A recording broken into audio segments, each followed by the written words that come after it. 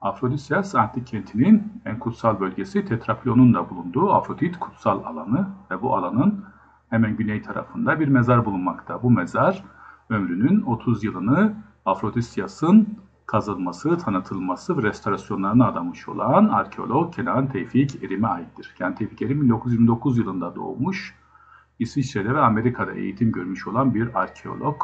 Özellikle Amerika'da New York Üniversitesi ve Princeton Üniversitesi'nde yüksek lisans ve doktora yapmıştır.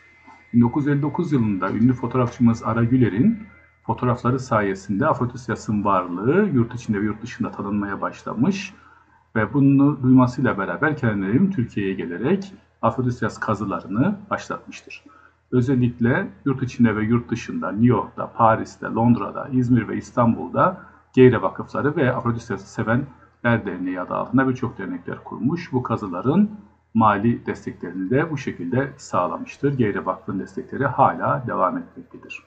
1990 yılında Tetraplion'un restorasyonunun bitmesinden 3 hafta sonra 3 Kasım 1990'da hayatını kaybeden Kenan Erim kendi isteğiyle sevgilisinin koynunda yatmak istediği için bu kutsal alanda yapılan mezarda yatmaktadır.